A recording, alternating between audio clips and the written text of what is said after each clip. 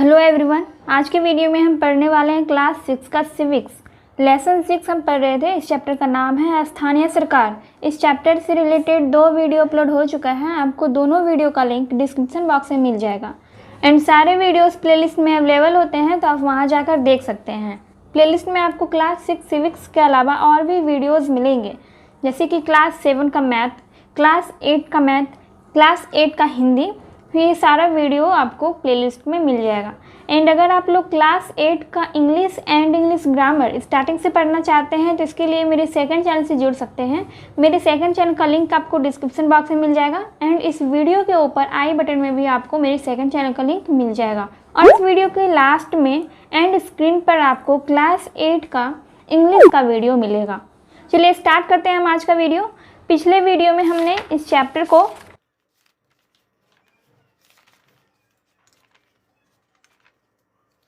Page number 73 तक पढ़ लिया था और चैप्टर के अंदर जितने भी क्वेश्चंस दिए गए थे सारे क्वेश्चंस को हमने सॉल्व भी किया था।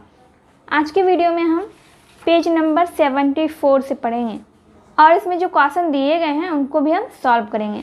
साथ ही हम एक्सरसाइज में दिए गए क्वेश्चंस को भी सॉल्व करेंगे।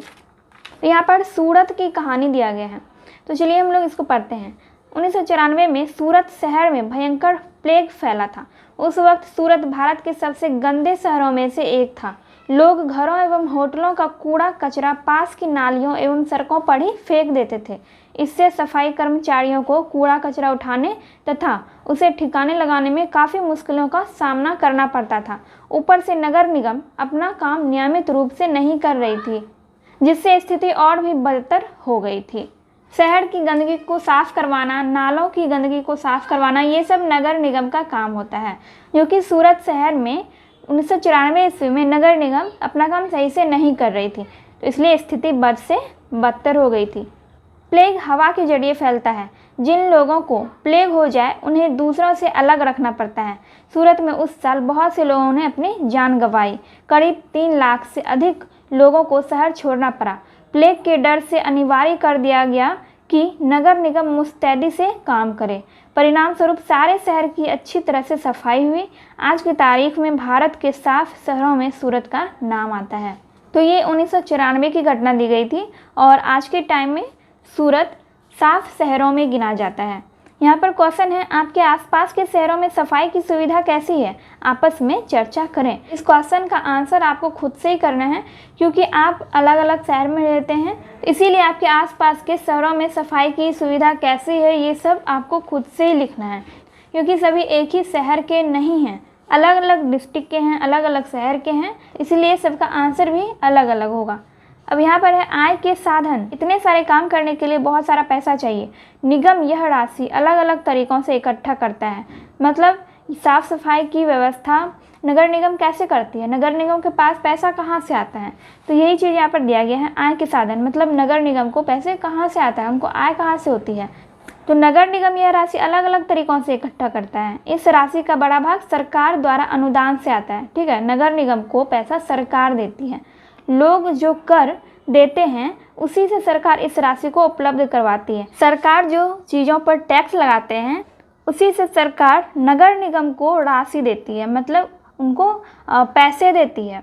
कुछ कर ऐसे होते हैं जो नगर निगम खुद वसूलती है, जैसे कि होल्डिंग कर, गृह कर, जल कर, मल कर आदि, पेशा कर इत्यादि। तो ये सारा कर जो है नगर निगम खुद वसूलती है लोगों से। इसके अलावा नगर निगम अपनी दुकानों से किराया भी वसूलती है। अतः नगर निगम के आय के साधन इस प्रकार हैं। मकान एवं दुकान तथा अन्य स्रोतों से प्राप्त कर, सरकार द्वारा प्राप्त होने वाले अनुदान, अन्य विभिन्न तरीकों से लिए जाने वाले शुल्क जैसे कि होर्डिंग, मोबाइल टावर आदि पर लगाए जाने वाले शुल्क। नगर निगम कर्ज भी ले सकती है, अगर ज़रूरत पड़े तो नगर निगम कर्ज भी ले सकती है। तो यहाँ पर हमने देखा कि नगर निगम के आय के साधन, नगर निगम को पैसे कहाँ से आते हैं? मकान एवं दुकान तथा अन्य स्रोतों से प्राप्त कर। मकान और दुकान पर जो कर लगाती है नगर निगम, उससे नगर निगम को पैसे प्राप्त होते हैं। सरकार द्वारा अनुदान भी प्राप्त होता है और अलग अलग तरीके से कर वसूलती है, जैसे कि अलग अलग चीज़ों पर कर लगाती है, जैसे होर्डिंग, मोबाइल टावर etc। और ज़रूरत पड़ने पर नगर निगम कर्ज भी ले सकती है। प्रश्न है इससे रिलेटेड, कर की आवश्यकता क्यों है। दूसरा है, पता करें कि नगर निगम या नगर परिषद, नगर पंचायत को लोगों द्वारा कर के रूप में आय उपलब्ध हो पाता है या नहीं। ये वाला क्वेश्चन तो आपको खुद से ही करना है। ये वाला क्वेश्चन हम लोग देखेंगे, कर की आवश्यकता क्यों है। तो इसका आंसर होगा, नगर निगम को अपने कार्य करने के लिए, देश को आगे बढ़ाकर उन्नति करने के लिए बहुत से पैसे की ज़रूरत होती है। इस राशि का बड़ा भाग सरकार द्वारा अनुदान से आता है। जो लोग कर देते हैं उसी से सरकार ये पैसे उपलब्ध कराती है। कर की आवश्यकता इसलिए है ताकि हमारा देश आगे बढ़ सके। अगर सरकार लोगों से कर नहीं लेगी या फिर नगर निगम लोगों से कर नहीं लेंगे तो उन्हें राशि प्राप्त नहीं होगी। नगर निगम को देश के विकास के लिए पैसे की ज़रूरत होगी, देश का विकास करने के लिए पैसे की ज़रूरत होगी, पैसे की आवश्यकता होगी, तो नगर निगम कहाँ से पैसे लेगी। तो इसीलिए कर की आवश्यकता होती है। सरकार लोगों से कर लेती है और वही कर का जो पैसा होता है, वही टैक्स जो होता है, वो नगर निगम को अनुदान के रूप में दिया जाता है। तो ये हो गया हमारा इस चैप्टर के अंदर जो क्वेश्चन दिए गए थे। अब हम देखेंगे इस अभ्यास में, इस चैप्टर में जो क्वेश्चन दिए गए हैं उसको हम लोग सॉल्व करेंगे। पहला है, अपने क्षेत्र या अपने पास के ग्रामीण क्षेत्र में पंचायत द्वारा किए गए किसी एक कार्य का उदाहरण दीजिए और उसके बारे में निम्न बातें पता कीजिए।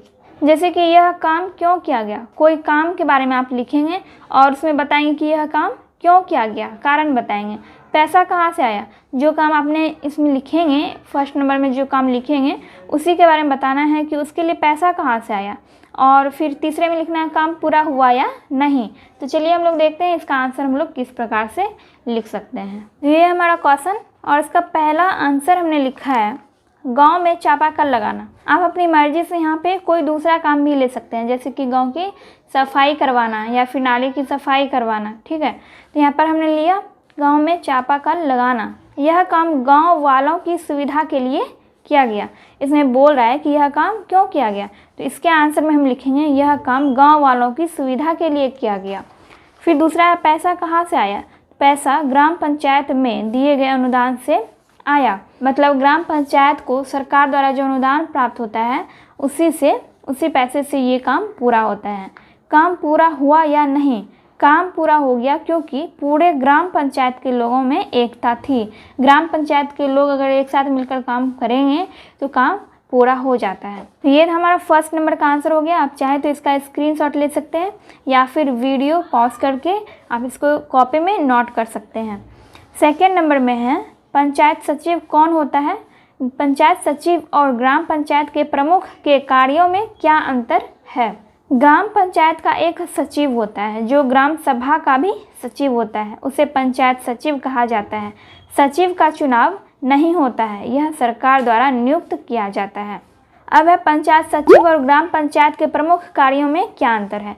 पंचायत सचिव का कार्य ग्राम सभा और ग्राम पंचायत की बैठक बुलाना और चर्चा में उठे बिंदुओं को एक रजिस्टर पर अंकित करना तथा उनका रिकॉर्ड रखना होता है। वह ग्राम पंचायत के सभी कार्यों का कार्यान्वयन करने में मुखिया को सहयोग करता है। पंचायत सचिव का काम होता है गांव में जो भी काम करना है उसके पॉइंट को अपने रजिस्टर में लिखना और उस काम को करने में मुखिया की सहायता करना होता है। ठीक है। ग्राम पंचायत कृषि, पशुपालन, सिंचाई, मछली पालन आदि को बढ़ावा देना, ग्रामीण आवास, बिजली की व्यवस्था करना, सहकारिता, कृषि, भंडारण तथा बिक्री की व्यवस्था करना। तो ये सारा काम जो है ग्राम पंचायत का होता है। तीसरा क्वेश्चन है, गांव में भूमि विवाद है लेकिन आपस में झगड़ा नहीं हो, इसके लिए इस विवाद को कैसे सुलझाएंगे। इसमें हल्का कर्मचारी की क्या भूमिका होगी। हमने हल्का कर्मचारी के बारे में इस चैप्टर में पढ़ा हुआ है। तो इसका आंसर हो जाएगा, गांव के ज़मीन को नापना और उसका अभिलेख रखना हल्का कर्मचारी का काम होता है। ज़मीन का लेखा जोखा रखने वाले कर्मचारी को हल्का कर्मचारी कहते हैं। अगर गांव में भूमि विवाद है तो इसे आपस में बिना झगड़े के हल्का कर्मचारी शांतिपूर्वक सुलझा सकता है। कर्मचारी नक्शे के आधार पर ज़मीन को नाप कर देखता है जिससे पता चलता है कि किसके तरफ ज़मीन अधिक है, किसके तरफ कम। तो इसमें क्या होता है, झगड़ा नहीं होता है, कोई केस मुकदमा नहीं होता है। हल्का कर्मचारी बिना झगड़े और बिना किसी मुकदमे के भूमि विवाद को सुलझा सकता है।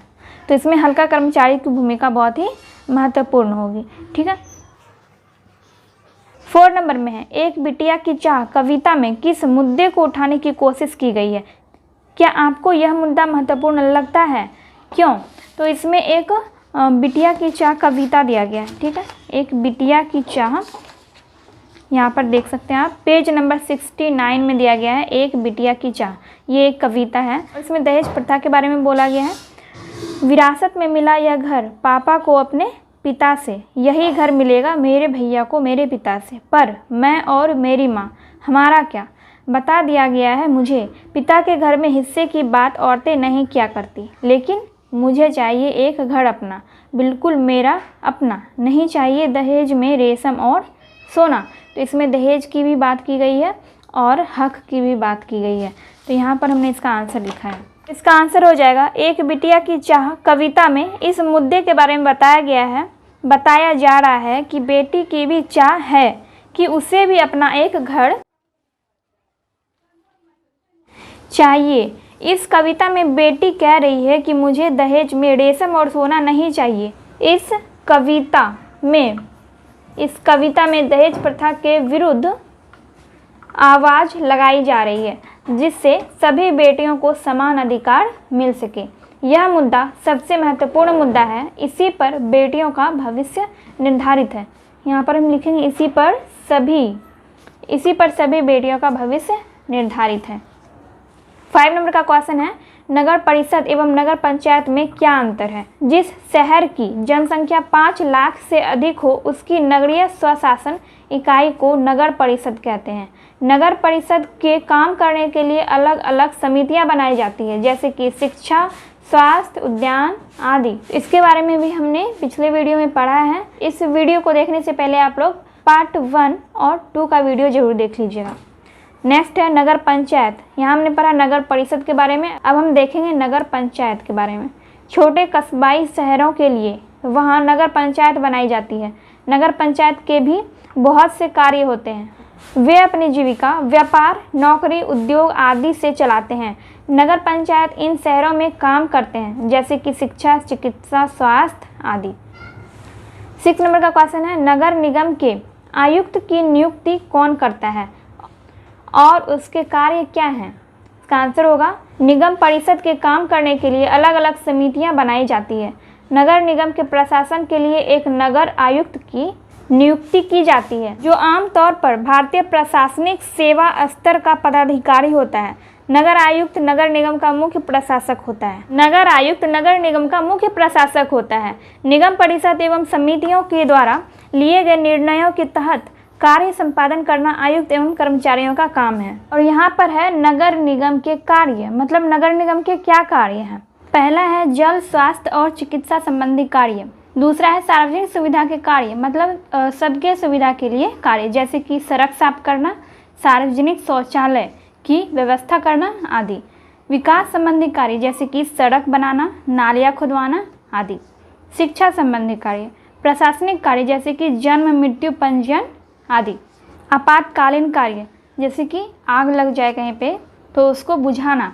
आपातकालीन का मतलब होता है, इसको इंग्लिश में कहते हैं इमरजेंसी। पर्यावरण सुरक्षा के कार्य, जैसे कि वृक्षारोपण करना, सड़क के किनारे वृक्ष लगवाना और उसकी देखभाल करना। नेक्स्ट क्वेश्चन है, एक ग्रामीण क्षेत्र है, दूसरा नगरीय क्षेत्र है, इनको आप किन किन रूपों में अंतर करते हैं? शिक्षक के साथ चर्चा करें। मतलब हम ग्रामीण और नगरीय क्षेत्र में अंतर किस तरह से करते हैं? इसका आंसर होगा, एक ग्रामीण क्षेत्र और नगरीय क्षेत्र में निम्न रूपों में अंतर करते हैं।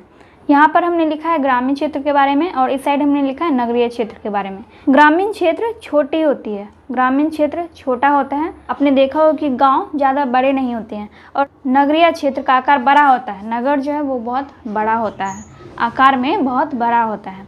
इस क्षेत्र में जनसंख्या कम होती है, यानी कि गांव में जनसंख्या कम होती है, और इस क्षेत्र में जनसंख्या अधिक होती है, मतलब नगर में जनसंख्या अधिक होती है। इनके निवासियों का व्यवसाय कृषि, पशुपालन, आखेट आदि, पशुचारण, आखेट आदि होता है। नगरवासियों के व्यवसाय उद्योग, परिवहन, व्यापार आदि होता है। नगरवासी जो होते हैं, नगर के जो लोग होते हैं, वो लोग कृषि नहीं करते हैं और ना ही पशुपालन करते हैं। ये सब गांव के लोग करते हैं। कृषि और पशुपालन ये सब गांव के लोग करते हैं। नगर के लोग व्यवसाय करते हैं, जिसको हम कहते हैं बिजनेस। ठीक है, नगर के लोग व्यवसाय करते हैं, उद्योग वगैरह में काम करते हैं और नौकरी वगैरह करते हैं। नेक्स्ट पॉइंट है, यहाँ प्राथमिक आवश्यकताओं की पूर्ति के लिए उत्पादन होता है, जैसे भोजन के लिए अनाज, कारखानों के लिए कच्चा माल जैसे कि कपास, गन्ना, जूट आदि। गांव में कच्चे माल की आपूर्ति होती है और नगरों में निर्मित माल का उत्पादन होता है। ठीक है, नगरों में निर्मित माल का उत्पादन होता है जैसे कि वस्त्र, मशीनें, औजार आदि। गांवों में परिवहन सुविधाएं बहुत पिछड़ी और पुरानी होती है, जैसे कि कच्ची सड़क, बैलगाड़ी आदि। तो गांव में कच्ची सड़क भी होता है और बैलगाड़ी वगैरह भी होता है। नगरों में परिवहन सुविधाएं अधिकाधिक और विकसित होती है, जैसे सड़क, पक्की सड़क और रेल मार्ग। क्वेश्चन नंबर 8 में है, ग्राम पंचायत और नगर प्रशासन का मुख्य कार्य क्या क्या है? अपने अनुभव के आधार पर दो उदाहरण देकर समझाएं। इसका आंसर हो जाएगा, ग्राम पंचायत का मुख्य कार्य ग्रामीण आवास, परिवार कल्याण, स्वास्थ्य सेवा, अनुसूचित और पिछड़ी जनजातियों के कल्याण के लिए कार्य करना, कृषि, भूमि सुधार, सिंचाई, ग्रामीण एवं कुटीर उद्योग आदि। नगर प्रशासन का मुख्य कार्य स्वास्थ्य एवं चिकित्सा संबंधी कार्य, सार्वजनिक सुविधा का कार्य, पशु चिकित्सा का कार्य, शिक्षा एवं आपातकालीन कार्य आदि। तो नीचे यहाँ पर नगर प्रशासन का कार्य दिया गया है और ऊपर है ग्राम पंचायत का कार्य। इस चैप्टर का लास्ट क्वेश्चन है, ग्राम पंचायत और नगर निगम के आय के कौन कौन से साधन हैं? सूची बनाएं। आंसर होगा, ग्राम पंचायत के आय के साधन निम्नलिखित हैं। पहला है सरकार द्वारा लगाए गए कर और दूसरा है ग्राम पंचायत निधि यानी कि ग्राम पंचायत भंडार, केंद्र और राज्य सरकार से प्राप्त अनुदान। तो ये तीनों ग्राम पंचायत के आय के साधन हैं। ग्राम पंचायत को सरकार के द्वारा लगाए गए कर से राशि प्राप्त होती है, केंद्र और राज्य सरकार के द्वारा अनुदान प्राप्त होता है और ग्राम पंचायत के भंडार से भी उनको आय प्राप्त होता है।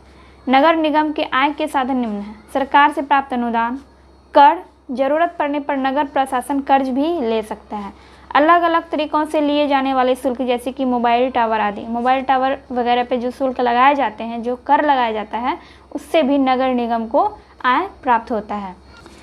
सो गाइज, क्लास 6 सिविक्स का चैप्टर 6 हमने पूरा कंप्लीट कर लिया है और इसी के साथ ये बुक कंप्लीट हो चुका है और लेसन 7 में सड़क सुरक्षा उपाय दिया गया है। इसको आप लोग खुद से भी पढ़ सकते हैं। इसी के साथ ये वीडियो यहाँ पर कंप्लीट होता है। वीडियो हेल्पफुल लगी हो तो वीडियो को लाइक कीजिए, कमेंट कीजिए और अपने दोस्तों के साथ वीडियो को शेयर कीजिए।